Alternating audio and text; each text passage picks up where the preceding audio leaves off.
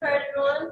Thank you for coming to the STL Cyber Meetup tonight. I know we had to reschedule a little bit, but I'm glad you all could make it out. Tonight's speaker is Justin Perryman. He's an expert in all things cyber law.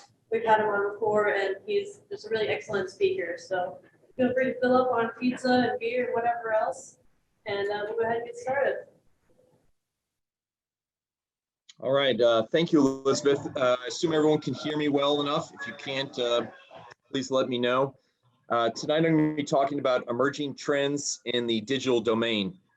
Elizabeth mentioned that I'm an expert in everything cyber law, and it's always nice to hear that, but the reality is that cyber law is a developing field, and the reality is that I may not even know the stuff that's not even available to me. So I hesitate in ever calling myself an expert, but I guess compared to my peers, I'm a step ahead. And I owe that training primarily to the fact that I'm in the Texas Army National Guard and in the United States Army. And I spent 2 years at the United States Transportation Command out at Scott Air Force Base. And in my portfolio as an attorney, I had the cyber law as well as the digital domain. And so as one can imagine, the Department of Defense and the United States government and its agencies are very interested in all aspects of the digital domain. And I'll define what that means, at least in terms of how the Department of Defense looks at the digital domain. But as you know, we are in not just a race within our own country, but with our economic competitors and in some cases our adversaries. And so for the United States government and our big industry and critical infrastructure, there is a rapid desire to rapidly acquire as much information and much technology as possible in the digital domain. So this evening we're going to talk, I'm going to move to, in the areas of, we're going to talk a little bit about artificial intelligence, machine learning, cloud computing and storage, GIS, which is geospatial information systems, big data analytics, and then autonomous aerial surveillance and sensoring. So we're not going to cover all aspects of emergent technology in the digital domain, but these are the areas that I concentrate on as an attorney. So as Elizabeth had stated, I'm an attorney. I grew up in St. Louis, Missouri, lived in Texas for roughly about 20 years. I serve in the Texas Army National Guard. I fly down on my drill weekends to serve in Austin. I consult with the Texas Military Forces as well as the Department of Defense on cyber response and emerging technologies. I work with the government of the United States and some of its partners on what are the legalities of the government's use of this emerging technology. And as one can imagine, this is all brand new. There aren't law books on this and professors who can teach these classes with a great deal of confidence because it's all brand new and it's emerging and changing every day.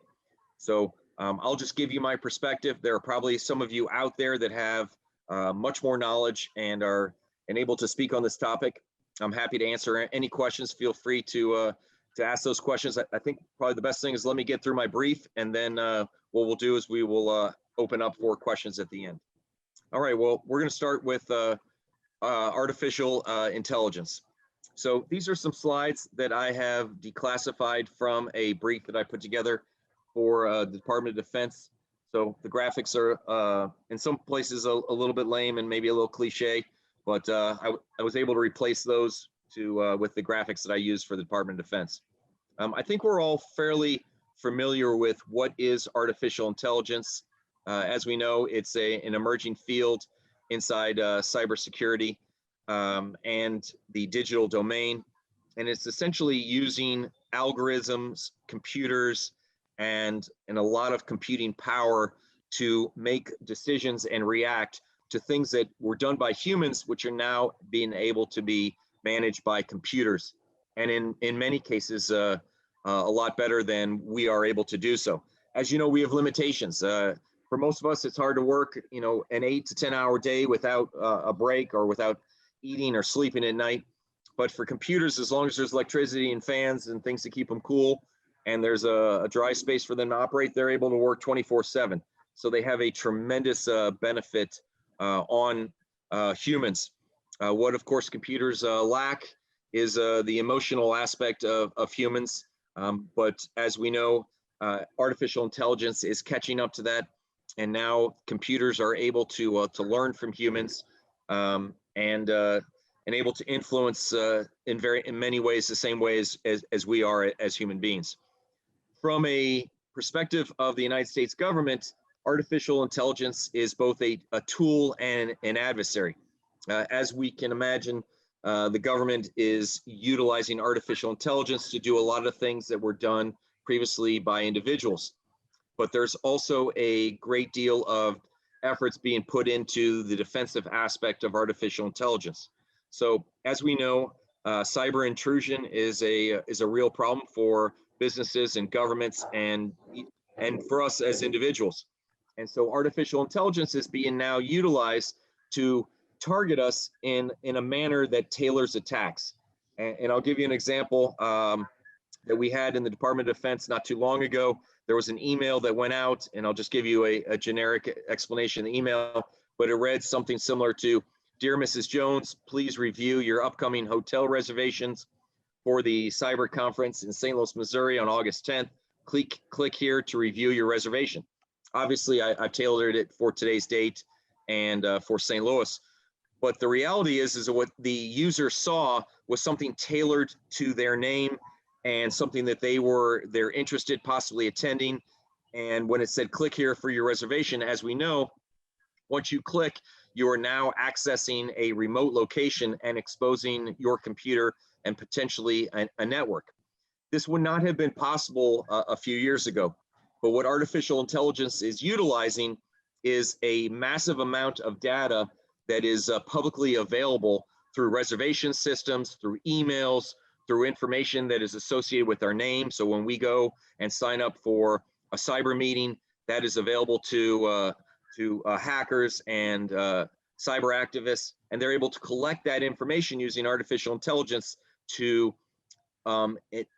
basically tailor an attack upon us or a cyber intrusion, a phishing. In this case, this is a phishing email, and if somebody wasn't paying a lot of attention, they could very easily read this email, click on this, and all of a sudden their computer and their network is exposed, and they would have no idea that this was a potential adversary. So artificial intelligence has a great deal of benefit from the perspective of big businesses and the government and Department of Defense.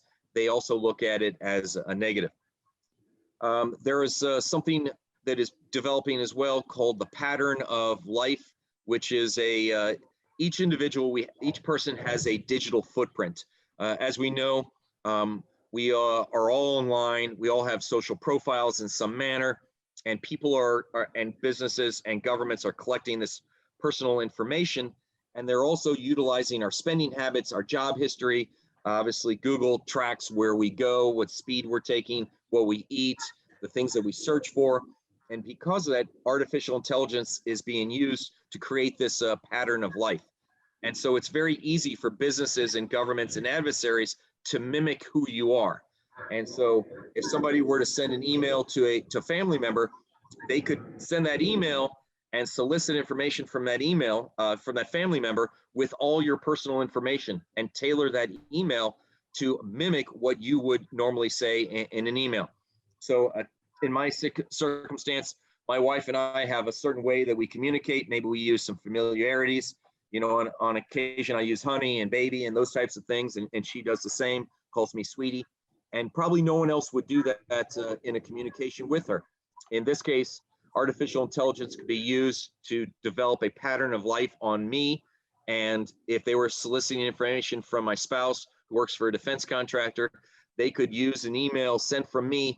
But the reality is that it was generated from an adversary or a cyber activist to solicit information from my wife, utilizing the communication method that she and I use in our familiar relationship. So artificial intelligence in this case can be very dangerous. Another area of artificial intelligence, at least from the perspective of the Department of Defense and the government, is what's known as deep fakes. So we've all heard the expression fake news. It's become a cliche, but what we assume is that when we see something, when we see photographs, when we hear video or watch video and we hear audio, that there's some truth behind that. And as we know, what is happening now is that artificial intelligence is mapping the way that we speak, the way that we look, and they're using video and sound to create this deep fake. And so videos could be used to simulate an action. So take a situation where there is a police shooting of an individual. Our adversaries could create this deep fake to show a police force taking out aggression or creating a criminal activity against civilians. They could broadcast that either in the on social media or over television or over videos over TikTok.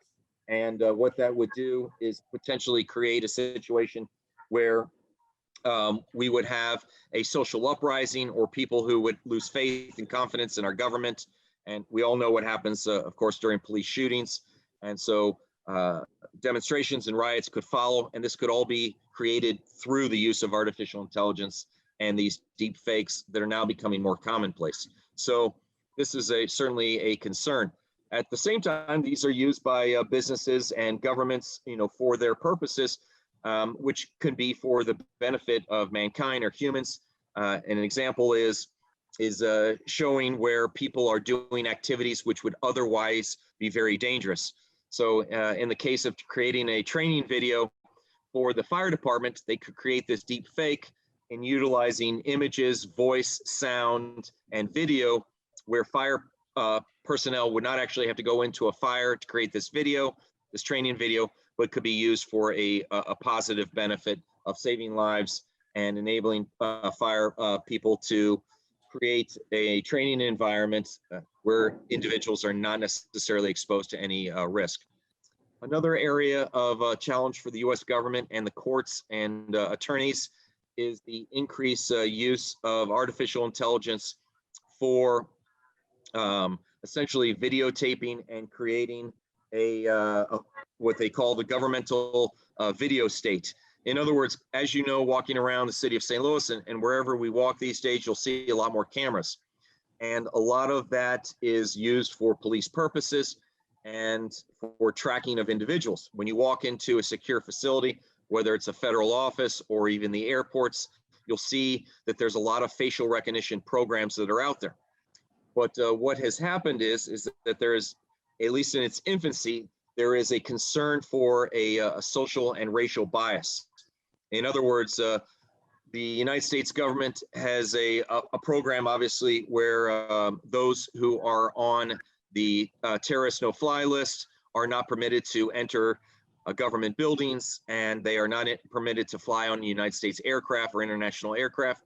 Those individuals, at least in the past since 9/11, have often been people from the Middle East and from countries that were deemed adversaries to the United States. Some of the artificial intelligence programs, at least in their infancy for facial recognition, had a distinct bias against these individuals. So they would view an individual who is of maybe a typical ancestral relation to or history to Sweden very different than somebody who's coming from Syria or Iran. And that could be due to a number of factors, but when that facial recognition program picks up that individual, they may mistakenly identify them as a threat as opposed to a benign individual who would just pass through security if there was no facial recognition program. So there's certainly a lot of positives that are coming out of artificial intelligence, but there's also a lot of concerns. The area that I specialize in, like I'd said, is the legal aspects of emerging technologies. So the United States government and the court systems are trying to develop laws that enable the use of technology such as artificial intelligence, yet apply it equally to individuals, create some equities, create justice, essentially preserving all of our constitutional protections that we hold so dear as Americans. All right, the next area that we're going to talk about is machine learning. Oh yes, please. So like through the AI stuff, have you ever seen anything, maybe like an instance of like some sort of seeding or people like using almost like denial of service attacks to kind of influence artificial intelligence to react in a way where is beneficial to their idea or, you know, their end objective by using like maybe like massive, you know, botnet farms where they're commenting so they can actually like kind of change algorithms on maybe like social media to go a certain way. Like, have you seen any of that kind of from a high level? Or is there any sort of like legal kind of framework to kind of protect against that? I don't know if that makes sense. It does. It puts me in a little bit of a quandary to answer your question because as an attorney for the Department of Defense, I'm not free to comment on, I guess, my experiences and knowledge working for the government. Yeah, I get it. Yeah. So I will tell you in a generic sense, everything you said, there's open source information on everything that you've said. And so we are all well aware that artificial intelligence and computer systems through the cyber networks are being used to influence our lives. And more, this is becoming commonplace. There's a well-known case, I can speak freely about it, that at one point in the history of Haiti, and this is the country of Haiti, we were very concerned about an election in Haiti. When I say we, talking about the democratic countries of the world, primarily the West, naturally the United States is involved. And there was a talk about, and this was all within the last 10 years, about possibly a military invasion of Haiti to make sure that democracy was going to prevail during this election. Instead, what they utilized was some cyber incursions inside the Haitian telecommunication and electric grid to influence an election. And again, this is all open source. This is not secret stuff. I'm not talking about any conspiracies. You can Google this. And so what actors did, and I won't name the actors, but I think we can probably all figure out who would be involved in these things. What they decided to do was to dim the power in Port-au-Prince during the evenings. And so they would lower the output of the electrical grid. They dimmed the power within Port-au-Prince, and yet they left on the electricity inside the home of the opposition party that they felt was going to negatively, I guess, influence the election and possibly become a dictatorial government within Haiti. And what happened is that individuals within the city would walk by these homes and these businesses owned by the opposition party, and they'd see all the lights on. And then there started to be news reports coming out on television and social media saying, hey, these people are corrupt. They're so corrupt that they're turning off your electricity to turn, you know, in order to benefit themselves and keep their electricity on. And there was a public uprising inside Haiti, especially in Port-au-Prince, against this opposition party, because what they saw is that they had their electricity on at night, their refrigerators were working, their televisions were working, and the general population wasn't. And this was one of the first uses of I guess, social influencing using cyber to alter an election without having a military coup or a junta or incursion. And the loss of life was very minimal. And the end result is that the opposition party was not elected into government, and the West was pleased with the government that was elected in Haiti. There was a continuity of government, and it was all benefited by this cyber incursion using all the things that you had mentioned. So again, this is all public information. This is not secret stuff. But the reality is this is something that happened in a democratically elected country, and the influence was most likely outside of that country. So, you know, that's a little bit scary. You know, here in the United States, you know, whether that could happen or not, I don't know. But the reality, in a place where there's a developing economy like Haiti, it was relatively easy to have a cyber incursion inside their electric grid and to influence this election. Does that kind of answer your question in a roundabout, obsequious way? Yeah, it does. It's just, you know, like having a new technology like artificial intelligence, you know, it's almost like, you know, it could be hacked as easy or easier than humans, because like you can technically hack Alexa, you know, just by like asking it certain questions. and it's like kind of defending against that type of attack is really hard, especially when artificial intelligence looks at all these different data entry points. All you have to do is basically command a large botnet of people or profiles, and you can shift things in certain ways. And it's just, I find that really fascinating in how it relates to cyber intelligence right now. No, you're right. And the benefit to us as in the cyber community is this is employment opportunity, right? 99% of the population doesn't understand what you just mentioned.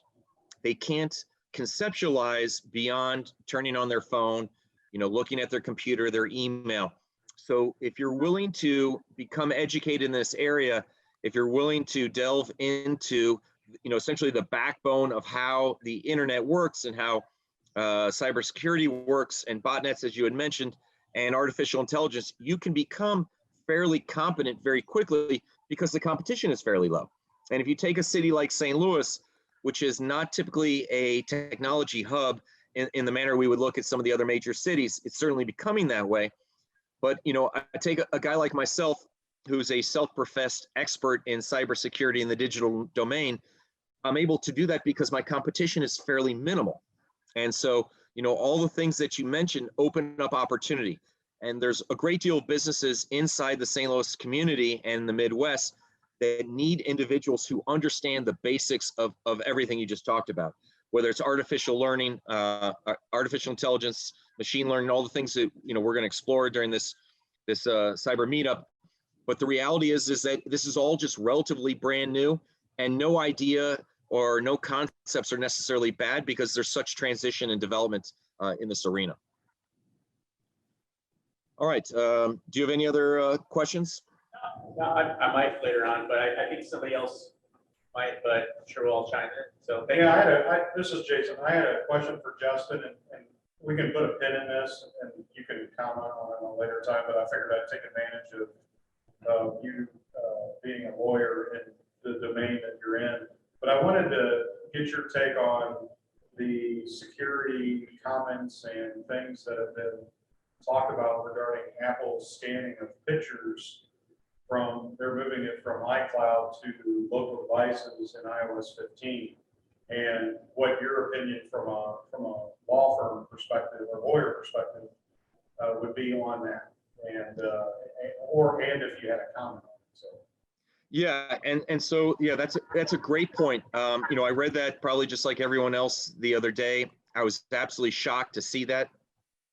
As you know, there's a number of regulations that essentially would really touch upon that.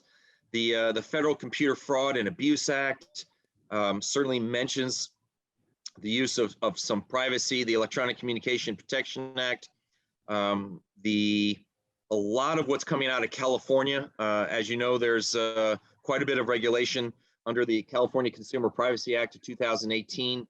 And then lately, the European Union has developed quite a bit of regulatory hygiene and requirements for privacy.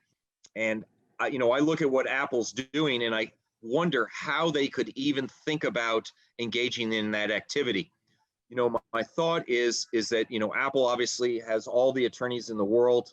I would hate to think that the legislation coming out of California specifically and Europe was in any way influenced by them that would have enabled through some loophole for them to do what they're proposing. Because the reality is that them viewing these photos, we may have clicked on, that permission. Obviously, whenever we sign up for an app or we utilize a service, we are often, required to say here, click here to accept all the agreements within this app. And of course, none of us read that. Even as an attorney, I would never have the time or the interest to go through it and click on that. When I signed up for Zoom, just like everybody else, I did not read all the legalese within that agreement between Zoom and myself. And I'm sure that I waived a lot of my rights. And what we have to rely upon is states like California and even the EU, and Missouri is a little bit behind, but it is catching up. And Illinois is maybe even a little bit further than Missouri, but still behind California. But our privacy rights are being withered away but there are laws that are protecting us, even though we may not even be aware of those laws. In this case, I can't see how Apple is going to even attempt to engage in scanning through our photos and our private communications and the information that we specifically have not given them the authority to do so. I think that ultimately what they're going to say is you've waived that right, but I think the legislation that is out there is going to require that we affirmatively provide that authority.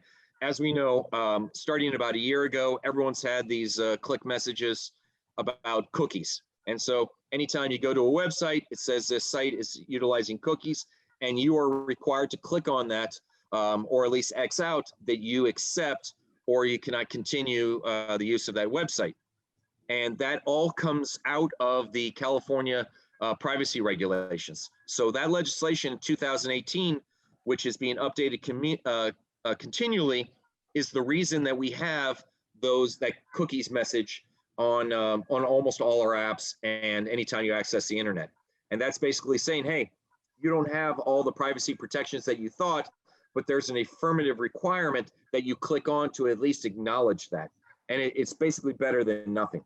So I was shocked, as you probably were, about Apple, but it's untested in the courts. I'm sure somebody will file a lawsuit.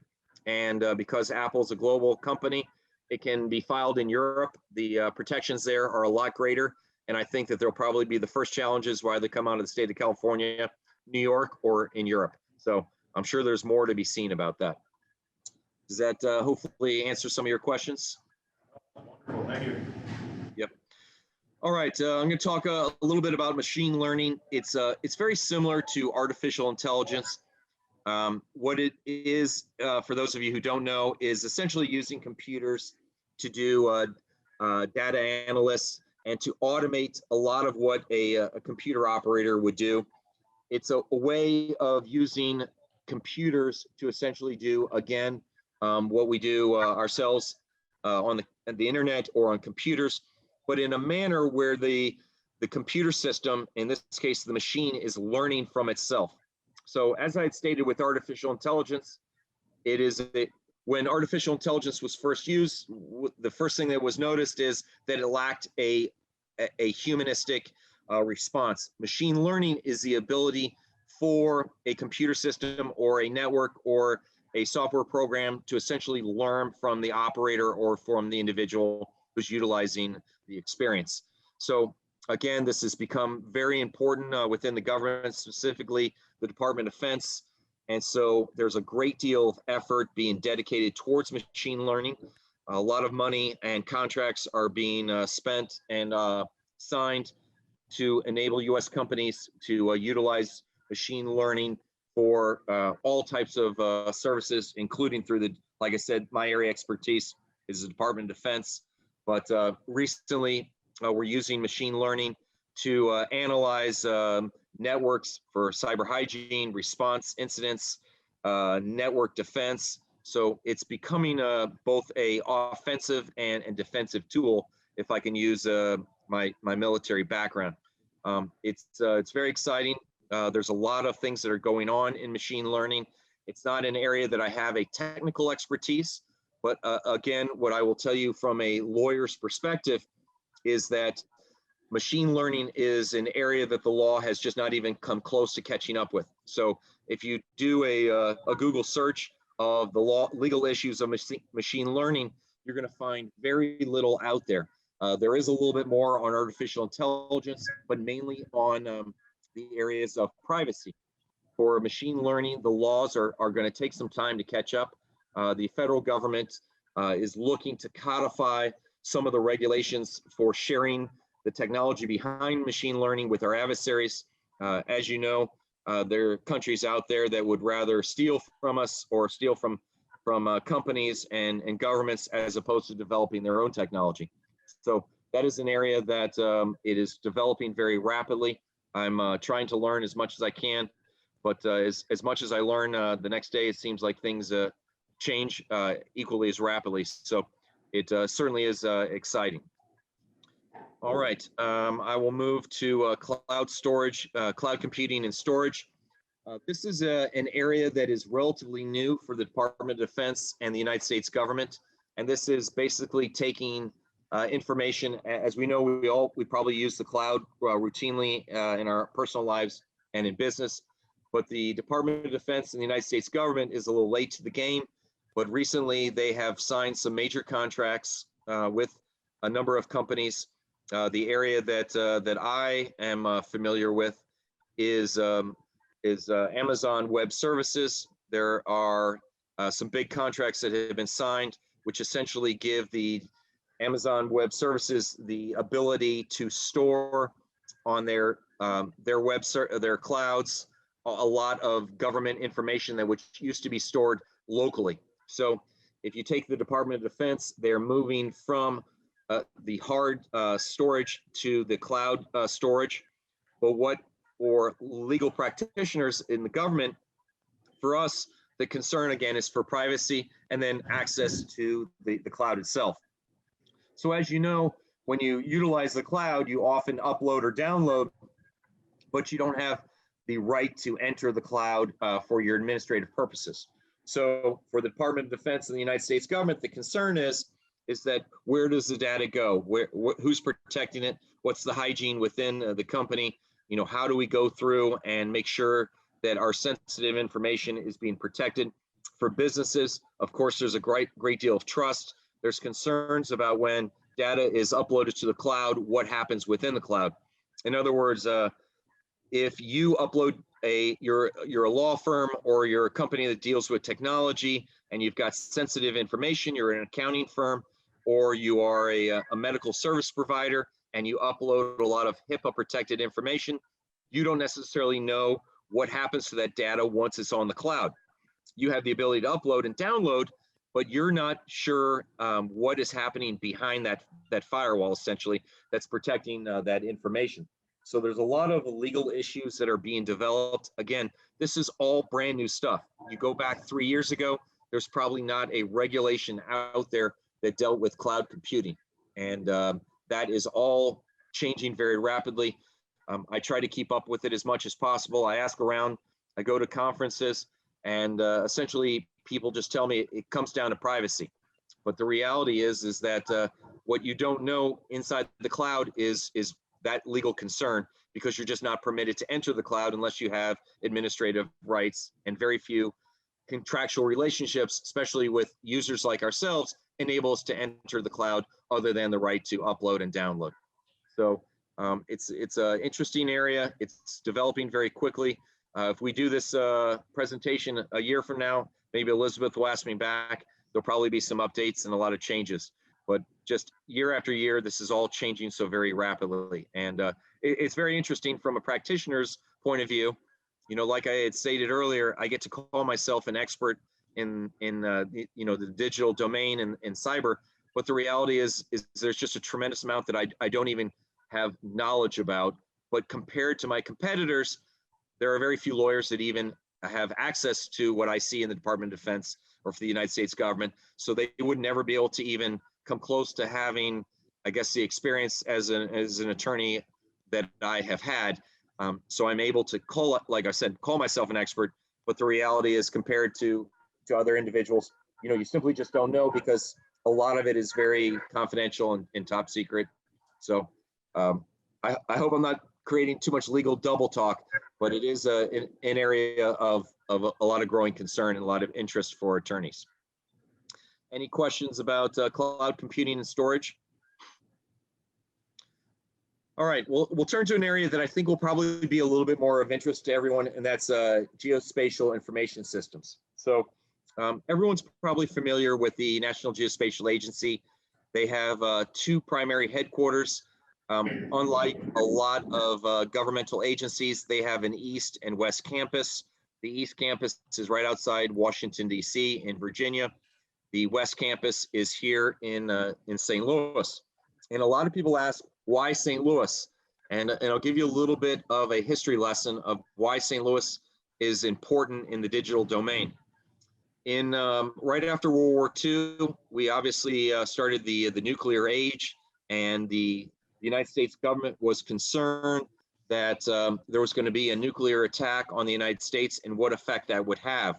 Prior to the nuclear age, almost any attack in the United States of America would come from the coast, whether it was from the East Coast or the West Coast. There wasn't a great deal of concern that it would come from Canada or through Mexico.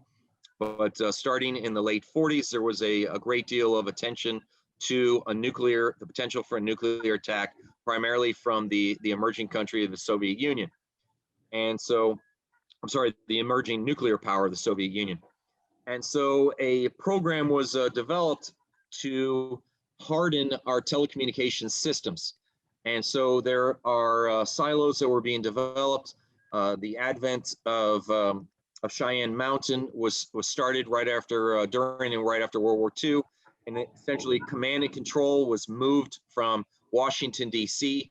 to Colorado in the Rocky Mountains. However, the silos were not in Colorado. They were all through basically the Midwest and the upper Midwest in South Dakota, North Dakota, Missouri, Nebraska, Iowa, these areas. The nuclear weapon systems, primarily the B-52 bombers and some of our larger bombers, were at places like Whiteman Air Force Base in western Missouri.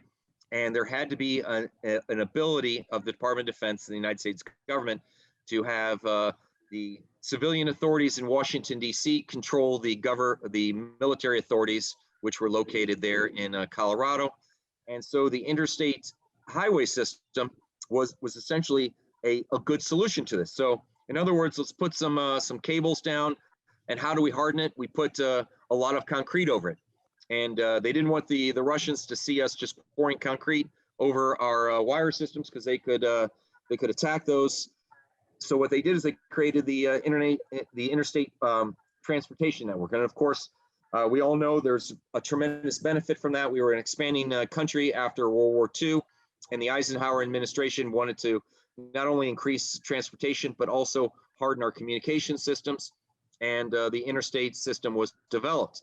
And if you've been to St. Charles and you're on I-70, you'll see some signs that say that the interstate system started right there.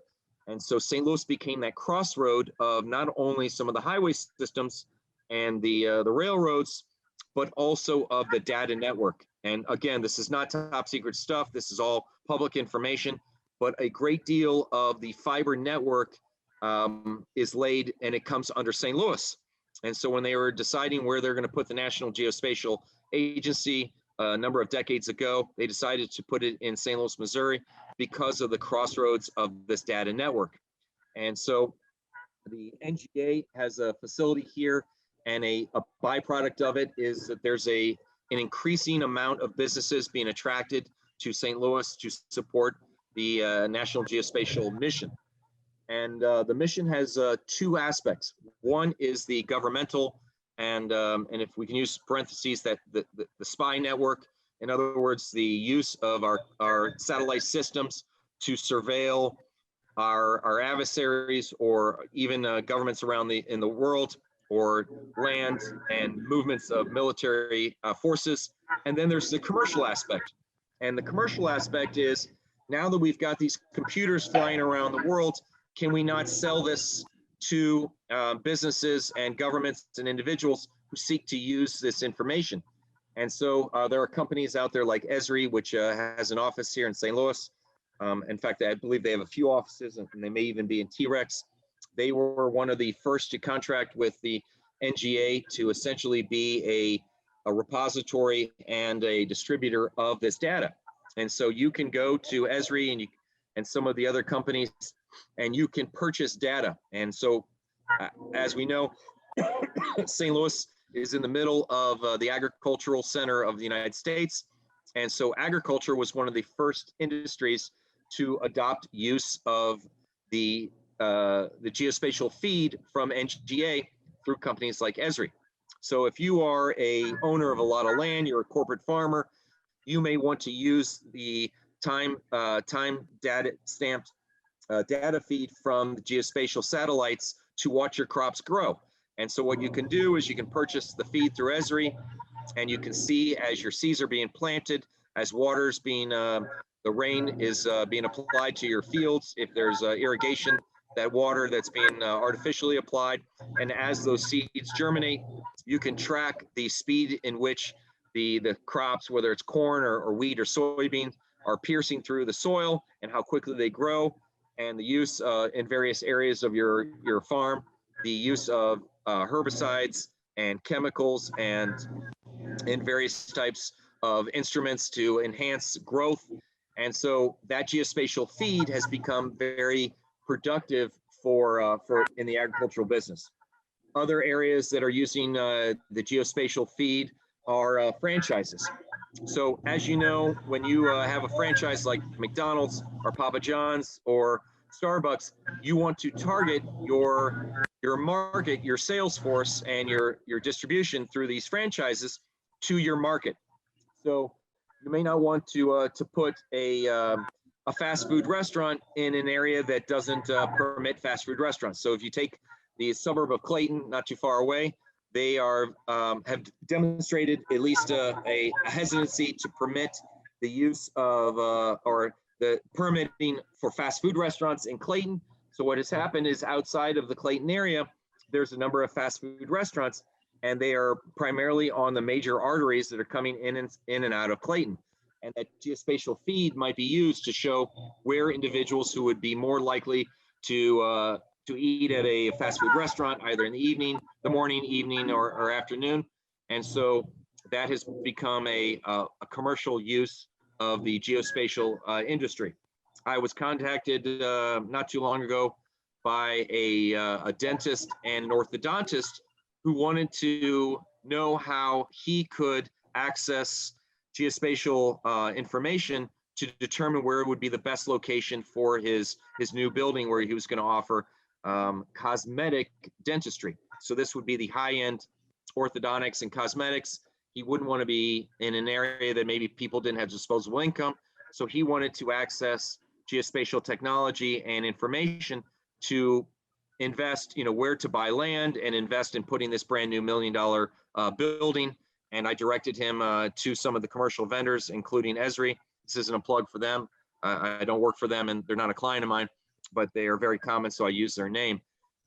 But he was able to contract with them for the purpose of acquiring information that could benefit him in purchasing a location for his upscale commercial enterprise, and in his case, for cosmetic dentistry.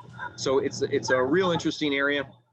It's becoming I think, a big boom for the St. Louis area. I think you're going to see in the near future more businesses that are coming to St. Louis. I've been away on active duty for a year now, so I have been watching all the news out of T-Rex. I haven't been down there in a long time. Obviously, COVID has made things a little bit more difficult, but I think what you're going to see emerging out of COVID and in the next few years is a center of gravity for geospatial commercial businesses in the St. Louis area.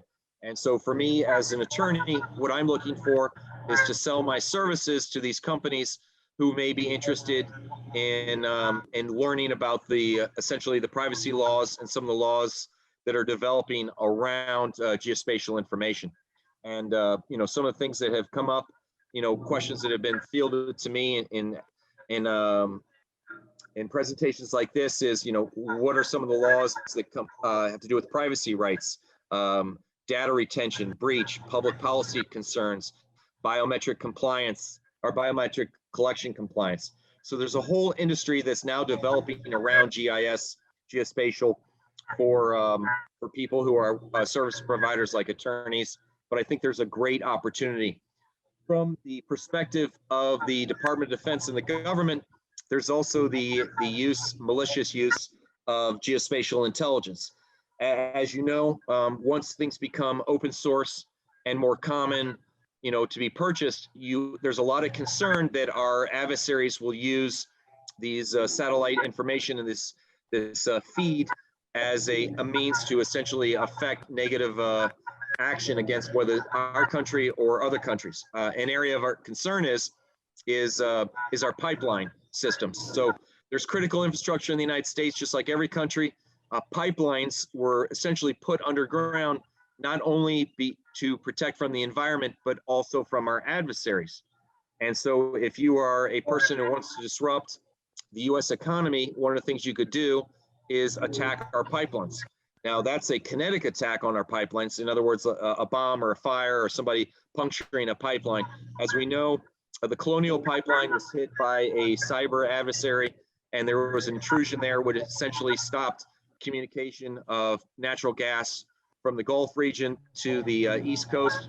It caused a great deal of problems, but the geospatial technology could be utilized to see the response by a company such as Colonial to a cyber incident, and they could utilize that information for future both kinetic attacks and cyber attacks. So there's both the positive and the negative of geospatial information. Any questions on that? If not, we will we'll move on to the next area. I got a quick question, if you don't mind. Yes, sir.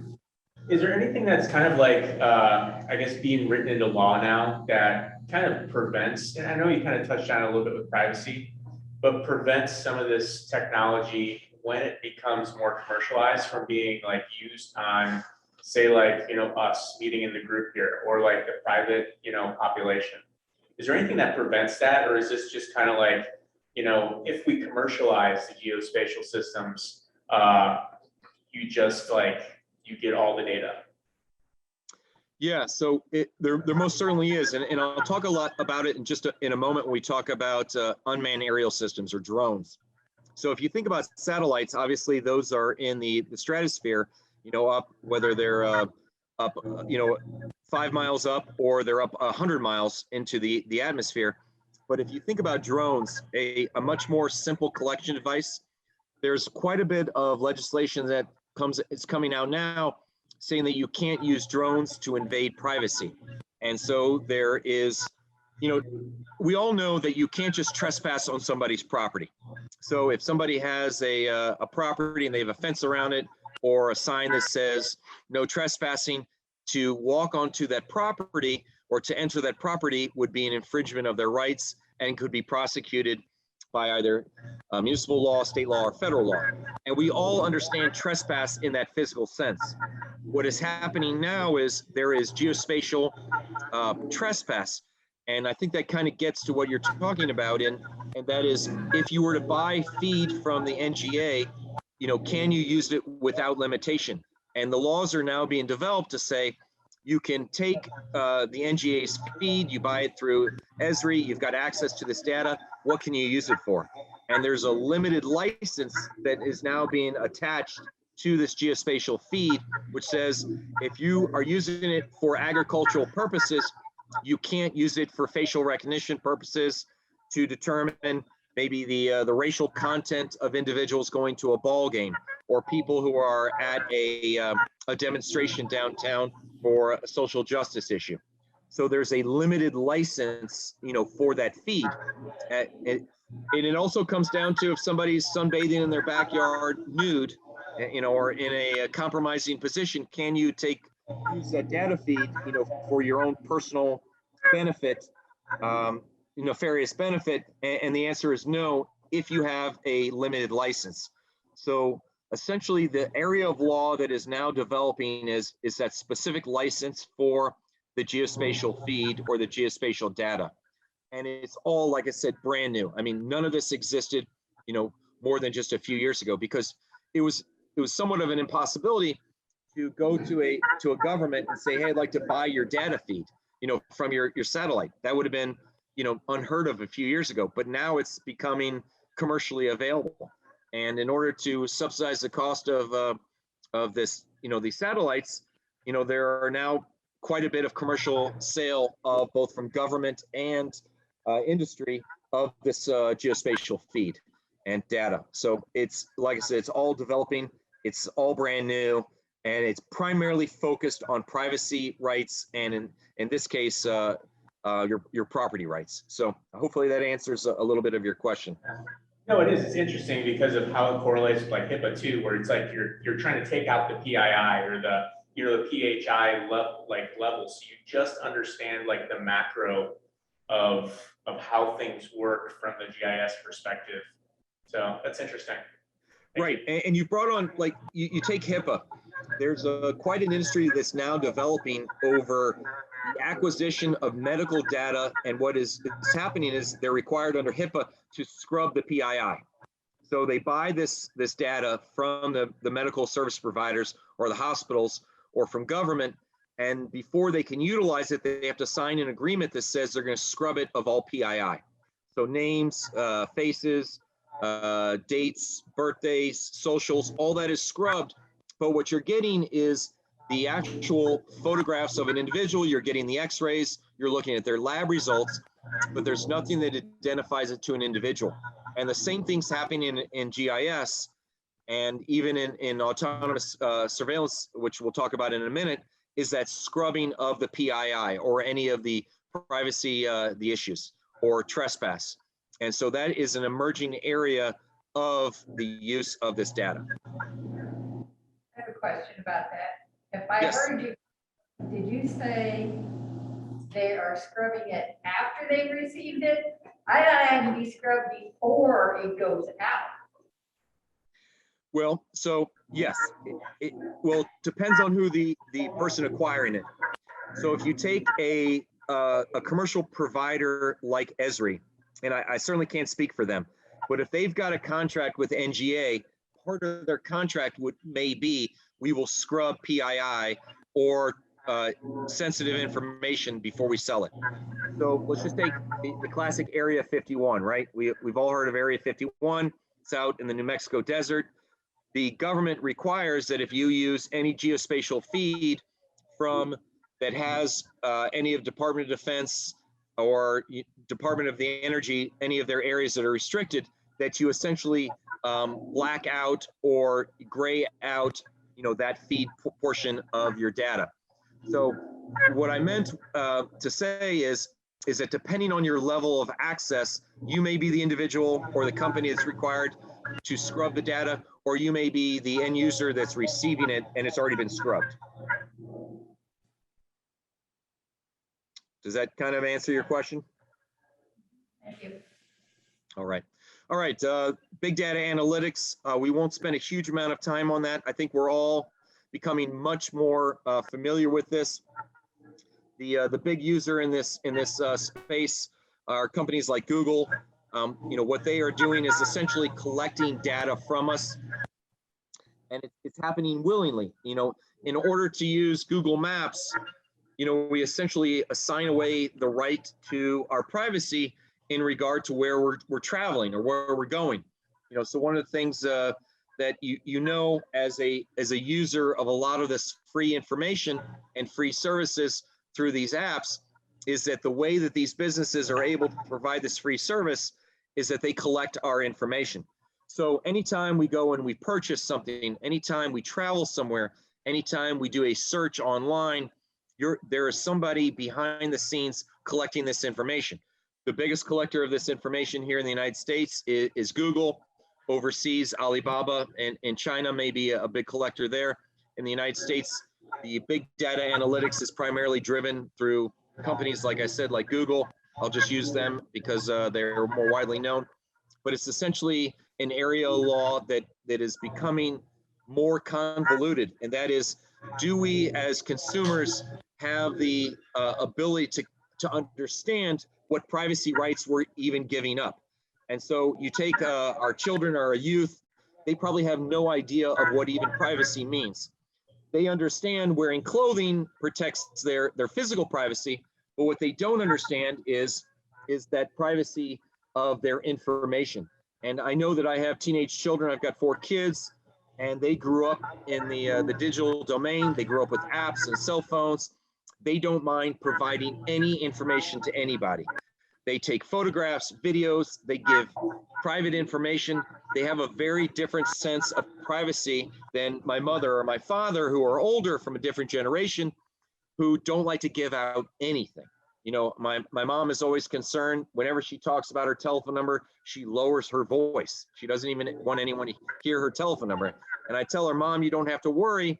It's not that big a deal. Within a moment, I can go online and find out all your telephone numbers. But for her, privacy is a lot more important than maybe my children. So the area of big data analytics it's growing exponentially. It is changing the way that we operate. As we know, my son often tells me you know, Dad, I was thinking about buying shoes the other day, and I open up my you know, his Facebook or his Snapchat, and all of a sudden there's ads for shoes. And I tell him, I said, no, your cell phone's not reading your mind. It's the way it collects information on the way you interface with apps and any commercial data. And so it's obviously something that has really changed our interface, you know, with computers and apps and systems. And there's a lot of privacy concerns. I mentioned the California regulations that came out in 2018, some of the European Union regulations that came out in the last 2 years as well. And a lot of that is changing the way that our data is being protected, but at the same time, it's offering lawful uses by companies such as Google to use our information and to benefit commercially from that. So it's an area, like I said, that you go back 5 years ago, big data analytics was not even something that you could even Google and find information. All right, the last area I'm trying to finish in the next few minutes. This is an area that is of big importance to the Department of Defense, and that's the autonomous aerial surveillance and censoring systems. So from a governmental perspective, these are the drones that are starting to fly in the sky. These are the cameras that are out there. These are the sensors that are all over our lives. You know, one of the things that you will find in St. Louis, as in a lot of cities, there are cameras everywhere. And the cameras are not just daylight cameras. These are now infrared cameras. These are cameras that can detect nuclear and fission material inside your vehicle, your person, inside trucks and rail. These are systems that are now detecting radon gases, other types of gases that are noxious, you know, to humans and to animal, to plant life. And these sensors are being put up all over cities and all over our country, as well as all over the world. And so there's quite a bit of law that is now coming out to how do we address the collection of these sensor systems, whether they're static on buildings or in subways or in the airports, and then drones, which are flying throughout our cities and our communities. There is regulation that I saw in certain areas where parents were buying essentially a drone feed that for a subscription service would follow your child as your child walked to school in the morning. So you'd have an app on your phone. You'd let the system know that your child is about to leave the home. A drone would then quickly come over to your house. It flies at a few hundred feet in the air and gives you a data feed, a video feed of your child as your child is walking to school. There's another service that enables you to watch your child from a few hundred feet in the air during their recess to make sure they're not getting bullied or they're doing the bullying. So there is a whole area that is developing that would have never happened a few years ago.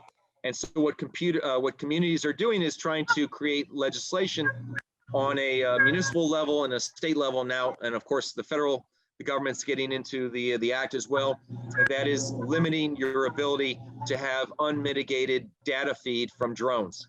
In other words, you won't be able to send up your drone and spy on your neighbor or to leer into somebody's bedroom. There's quite a bit of property rights and protections that are now being addressed to systems such as drones. We talked about what NGA, you know, some of the regulations that they use to protect your privacy. But now there are many NGAs out there. There are a lot of companies and individuals that will sell you information from drones.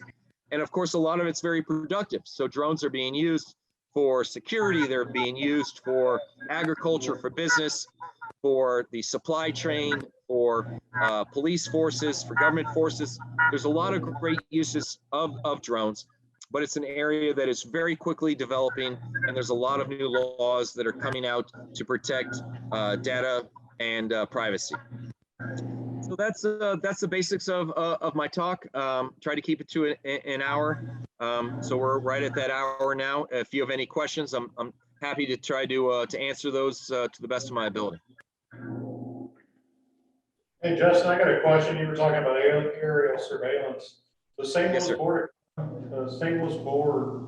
think it was October last year, was thinking about contracting with an outside company, I don't remember what state it was, to do aerial surveillance of downtown St. Louis. Do you know anything about whether or not that had any more traction, or can you speak to that at all in terms of, I found out about it through the Electronic Frontier Foundation. I heard about it too. Yeah, I think I was trying to follow it too. There was like a vote, but I don't remember if it passed or not. Right. So, Yeah, I'm as much, I was interested as well. I was surprised to see that the city of St. Louis was considering that. But I think a lot of it came out of some of the social, the protests for, following Michael Brown. I know today, I believe is the 7-year anniversary, of that incident. And then George Floyd, there was quite a bit of desire by governments to, I guess, surveil individuals who may be taking some type of malicious act, engaging in malicious acts. And I think that's where a lot of municipalities and states and cities first started getting interested in the, drone surveillance.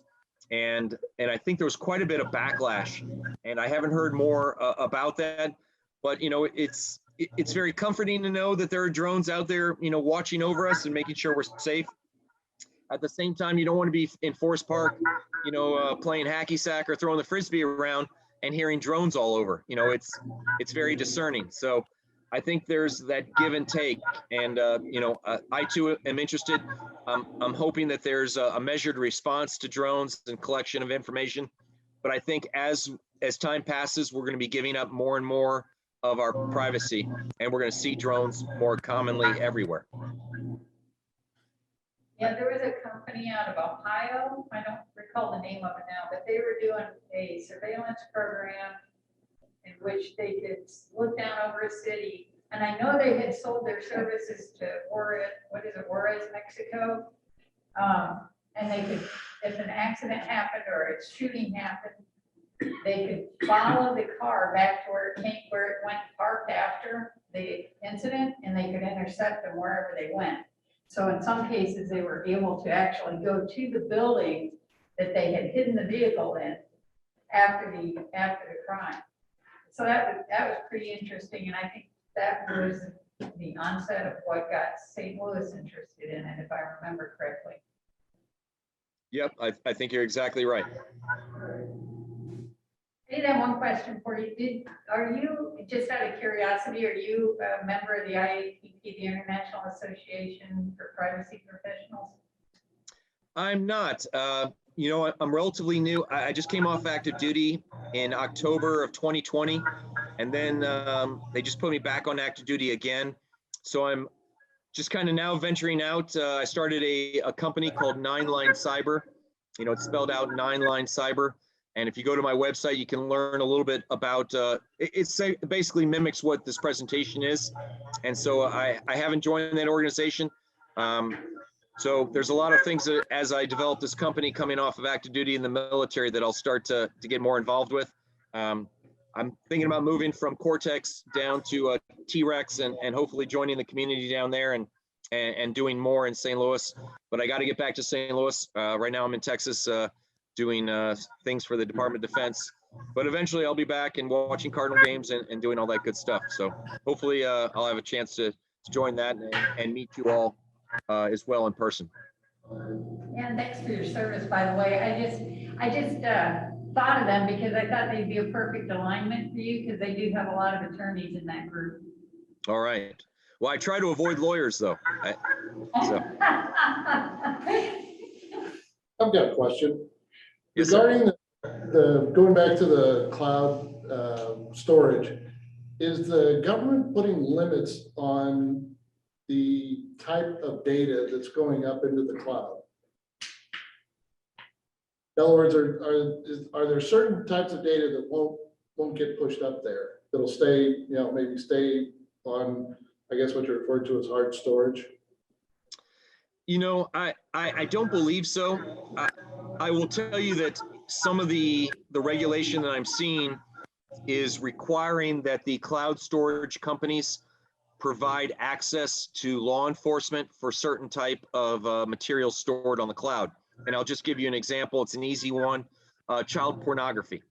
So if you have an agreement with a number of the cloud providers, what you'll see is a waiver that you essentially sign away saying that if your computer tries to store child pornography on the cloud, the Justice Department or law enforcement can have access to that for prosecutorial purposes. So that might be an area that is happening behind the scenes. You know, I haven't seen any legislation, but a lot of it you don't necessarily see. It's hidden inside non-privacy laws, and so sometimes it's hard to find where cloud computing or AI or machine learning regulations are. They're kind of hidden in other regulations, and they don't necessarily use those words. They use other acronyms, and so that's what another limitation of being a lawyer is finding these regulations. Yeah, one way that that's being enforced, I'll use the term loosely, is certified ethical hackers who perform pen tests are required through their ethics program that if they discover any child pornography, they have to immediately stop the pen test and contact law enforcement. Yes. That's exactly right. I got one quick kind of follow-up question with that last slide with aerial surveillance. So one of the things, my question is, like, have you seen any sort of enforcement of security standards on those aerial surveyors in a sense? Because, like, you know, I know from like FAA standpoint, like a lot of times, you know, you do like one pen test, you do one system hardening on the actual carrier or, you know, hardware machine, and then it's just released into, you know, kind of the great abyss where, like, you know, people can actually purchase that hardware and then upload their own like software, their own specifications, and then release it to actually, you know, do surveillance or, you know, fly commercial airliners. You know, like, have you seen any sort of regulation get mapped to the devices that are doing these aerial surveillances, you know, from kind of like just a compliance perspective, like pen testing? So yeah, no, I can't say I have. I will give you my one practical experience. During Hurricane Harvey, which hit Texas in 2018, there was a breach of a reservoir that held a great deal of water in Houston.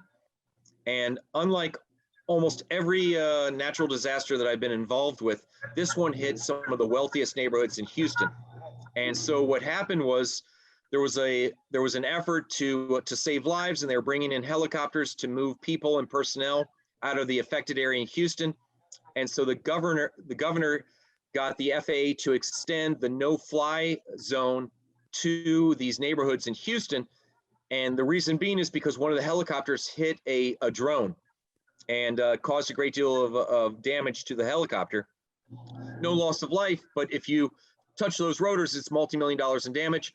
And so what happened is that the insurance companies went to the governor and said, hey, we've got to be able to fly our drones around the affected area because we're taking photographs to see where there was water incursion inside, you know, the homes of these wealthy houses. Because in poor areas, you hate to say it, but the insurance companies don't really care, you know, if there's water damage in poor neighborhoods because they don't often insured. It's a federal program. But in this case, these were $1 million homes in West Harris County in Houston. And so they were forcing the governor's hand to permit these drones to be flown over the affected area, even though there was an FAA prohibition because of the helicopters. So we actually stopped for a period of time flights of helicopters so the insurance drones that were contracted by a number of companies could fly over the affected area in order to take video surveillance and photographs, you know, for insurance purposes. So, you know, this is the intersection of government and business.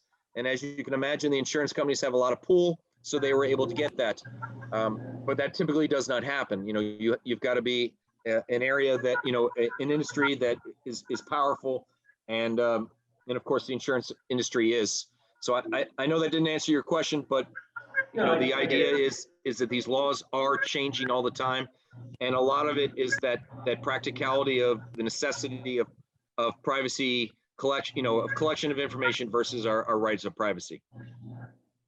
Yeah, I get it. I'm just wondering if, like, you know, because anybody could, you know, theoretically hack a drone and then take all that information. So, you know, it's just that level there, because we're not there yet with commercial airliners. Are we ever going to get there with like drones? And it's like, who knows? You're right. No, but I really appreciate all the questions. I know a lot have been out of left field, so thank you. Yeah, and just it's tough for me to do these presentations. I've told Elizabeth in the past, when you're educated by the government, you want to be very careful that you don't talk about things that the government can come and say, hey, that's protected by our agreements of confidentiality. So if I kind of danced around some subjects, please keep in mind that, you know, my education is purely from the government, and I got to respect my obligations of confidentiality to them. So I try to answer from information that is all open source. And that way I'm able to fall back on the fact that I didn't violate any of that trust. So if it sounds like I danced around things, it's because I'm dancing around things.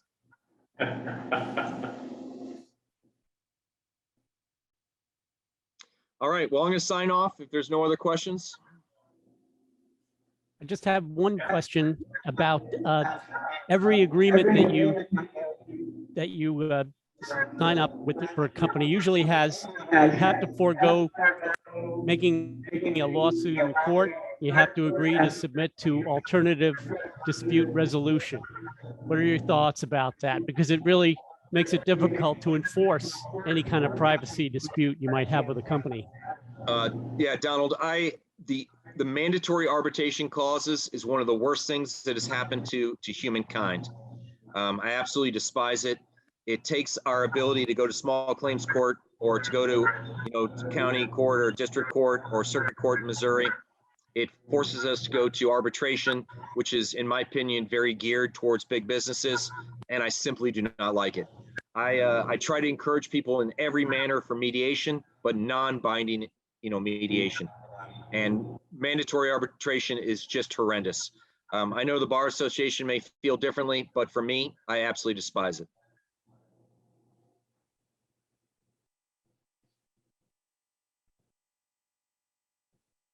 All right, well, Elizabeth, with your permission, I'll sign off. Alrighty, well, thanks again for a really awesome presentation. I'll definitely have to have you back before too long, so. All righty, very good. Take care all. Bye-bye.